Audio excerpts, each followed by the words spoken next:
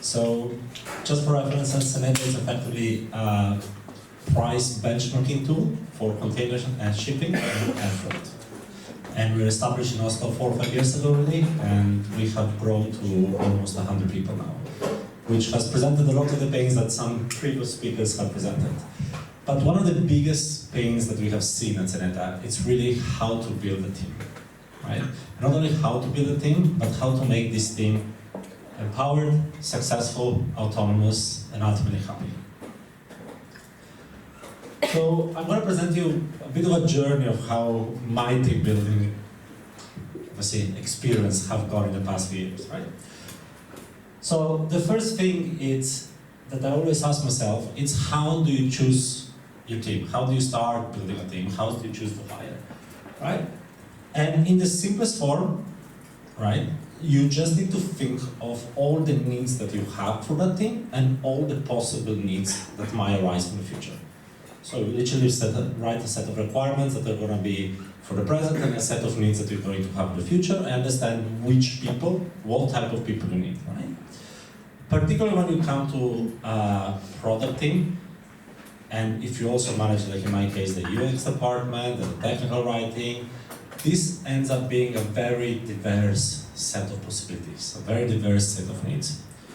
So you very quickly end up with a team that looks a little bit like this. Diverse. Diverse in skills, diverse in capacity to go in front of the customer, diverse in analytical thinking, diverse in reasoning, diverse in how they approach all of your problems that they see, and diverse in how they solve the problem. Now, diversity has been shown in many ways to be great for companies and great for teams. There's a lot of research based purely on ethnic and gender diversity that show that having a team that is ethnically and gender diverse at the highest level in this case increases revenues, increases profits by up to 35%. And this is just a parameterization of diversity on, let's say, two components, right? Ethnic and gender in this case. There's many more ways of looking at diversity, right? There's many more things that we have to look, that we can diversify upon. And there's more and more research coming out year after year that shows that diversity, if properly managed, increase the output of all teams. So it's simple, you go out, you look at the needs you have, and you look at hiring a team that fits the needs, that almost by definition becomes diverse. It's as simple as that. However, there's cognitive biases, right? Whenever you are hiring a person, you have a tendency of having a whole set of biases. You have a tendency of taking the person who's most talkative. You have a tendency of taking the person who you most like.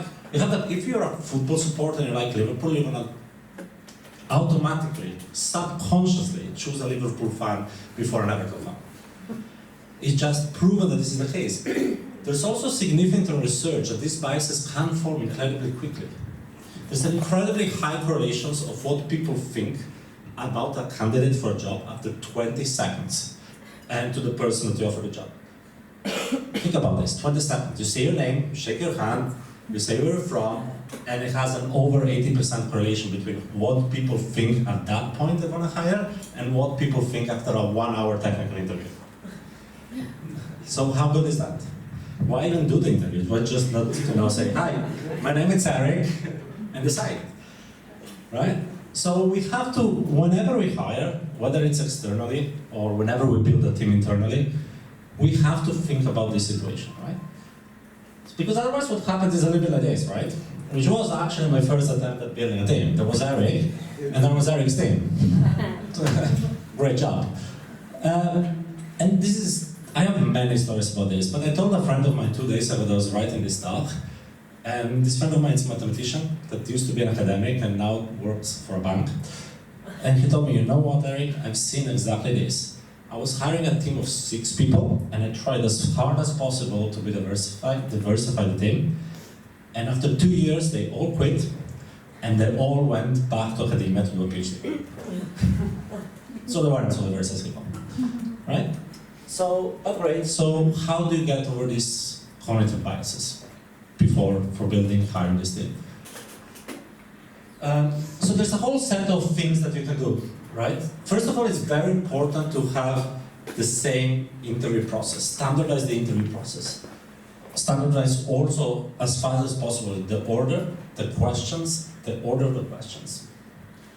Tests are scored in a much more objective manner. They have a much better, there's a lot of proof on this also from university admissions, the tests are much better at showing future performance rather than a simple chat.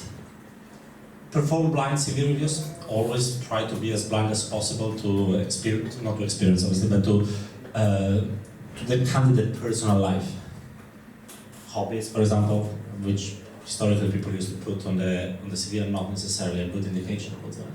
And you probably should ignore that. Involve potentially a diverse set of people in the process, right? Potentially involve a few people that have a different experience and a different point of view of the world, because in this way they probably have different biases.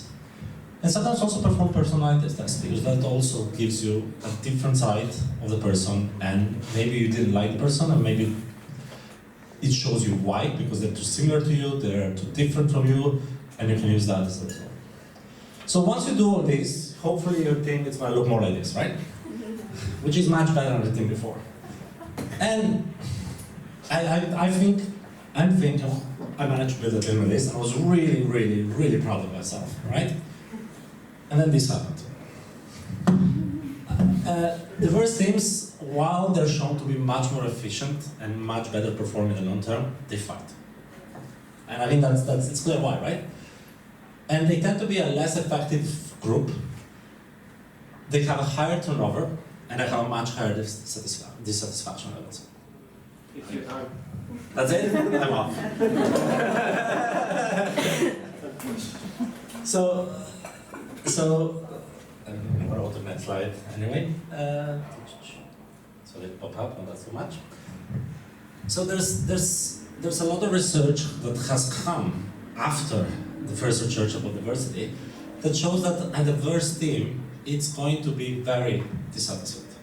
I mean, there's no, just think about it. Just think about, let's say, political relationship in the world, right? I mean, people from different parts of the world quarrel much more, have different ideas, have different standards. Some people are loud, some people are not loud. Some people treat other people differently, right? So it's obvious why this is the case. And hence, half of my job has become more and more about conflict resolution. How do I take this team and I make it work together? And the first natural thing to do when you are faced with conflict, hope this comes up, it's something very simple. It's point scoring. It's being the middle as the manager, or as the product manager, or as the person who's kind of has the responsibility of this team, and say, you're right, you're wrong. Present with rationality, try to present all argument, and try to choose the argument that are correct or not, right? This is what most people intuitively do. It helps absolutely nobody. You have a team, you're just alienating one more person, because you're going to try to assign blame or right, let's be positive, you're trying to assign who's right, and indirectly you're blaming somebody every single time that you're doing that. The most important thing in this case is trust. Your job is really to build a trust within the team. Your job is to make sure that this team trusts each other so that they can work together. If you manage to build trust and you manage to build, let's say, the right processes, then your team is more and more going to start working autonomously and efficiently. Makes complete sense, right? Now, how do you build trust? There's many ways of building trust, but there's two important things, right? First of all, there's corporate culture. What's corporate culture? And I've been always very negative about corporate culture until I really understand what does it mean. It's really a set of rules of how to interact together. Right? It's really a set of rules that say, how are we going to behave towards each other in this company? And what's our vision? What's our goal? How are we going to achieve it? And what are our basic principles? So, if you think a little bit more, what corporate culture does is essentially the same as what law does. If you think about, everybody's free in Norway, right? There's individual freedoms in Norway. Yet there's laws who tell us how we should behave, and there's social norms who tell us how we should interact. Right? So, very similarly, I believe, corporate culture is a way of having goals together, curtailing partial individual freedoms, just like the law, and having a capability at the same time to express these differences. So I believe it's incredibly important for companies, if you have the chance to influence, to have corporate cultures that fosters diversity, and to have a corporate culture that effectively enables and presents a set of reasonable rules and enables people to work together. Now there's other things to the trust. Inherently, trust is a property between two people. You can trust an organization, but ultimately if you trust an organization, you're trusting the people working for them, you're trusting the actions of these people. So it's incredibly important to start with one-on-ones. Right? So in order for a team of yours to work smoothly together, you need to foster one-to-one relationships. And you need to make sure that all these one-to-one relationships, that people trust each other and they're happy to rely on the autonomy and the efficiency of other people. And again, I'm not going to dwell into the research, but there's a lot of research that says that also this is the maximum amount of, this also limits the maximum size of teams. And if you think about it, if you have a team of 5 people, there's 10 one-to-one relationships. If you go to 9, there's 36. It's not a linear problem. If you arrive at 15, you already have over 100 one-to-one relationships. It's almost impossible for 15 people to all trust each other, because there are way too many combinations.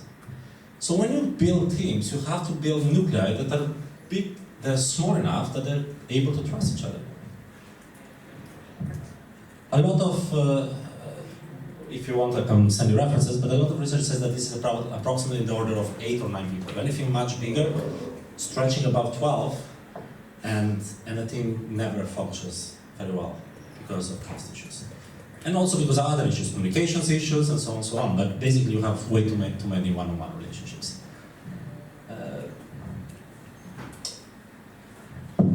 So how do you build trust? In many different ways. So first of all, waste time. That's my first suggestion to people who build trust. I've had a few of my employees who are incredibly efficient. They came in and they said, right, I'm going to do the agile processes, I'm going to choose a specific methodology and talk about bam, bam, bam, bam, bam. Right? That doesn't work. Some of these processes are purposely designed to be efficient. They're purposely designed to be fair, effective, and indirectly to depersonalize, so not to build one-to-one relationships. So my suggestion is use standard sales techniques. It makes a big difference if you start a discussion, even a work discussion in a one-to-one relationship, if you ask somebody about something that's important to them. Humongous difference, because they open up. If I say, hey, your project is late, can you tell me what's up? You don't really get a defensive answer. But if I ask about your dog, I've asked your children, and I spend 2 minutes on this. And then I ask you, and then I start discussing your project, all of a sudden you will see a very big difference. And you also need to cultivate this from a organizational perspective in this relationship. So before you introduce processes, and I am a big fan of a lot of processes, don't get me wrong, but before you introduce processes, I do encourage people to be salesmanship, to use their salesmanship and to build relationships. And then, just after that, you build processes. Because at that point, you have established a relationship, you have established trust, and you're able to function efficiently and follow the processes efficiently. And this means that you are building an autonomous team. And finally, there is also a discussion to have about And it's a standard statement that you hear in every person saying, over-promising. At the beginning, you need to under-process or deliver. And it's a great idea, right? If I always could go to my boss and say, I'm gonna under-promise this week, and next week I'm gonna commit to only a comma, and next week again, that's not going to work. What I encourage people to do is to start by under-promising, and then slowly tighten up the screw. This, of course, also works very well with understanding your team velocity, right? Because then you can use the first few cycles to understand the velocity of your team. So this is great, but my personal experience about this has been, and I'm a cynic, has been very good. And whenever I finish this process, somebody quit on me. And I had to start everything from scratch. That's it for me. Any questions? Why did they quit? I don't know. That's no. It's what I'm trying to say. It's not that people quit. It's what I'm trying to portray here is that there is, regardless of what you do, there's a natural cycle of people quitting, right? So regardless for what you do, you have to keep on doing this process on an ongoing basis, right? You have to monitor trust on an ongoing basis because teams change, people arrive, people quit. So it's not it's a continuous revision of your trust and of your processes in parallel. Does that make sense? Any questions?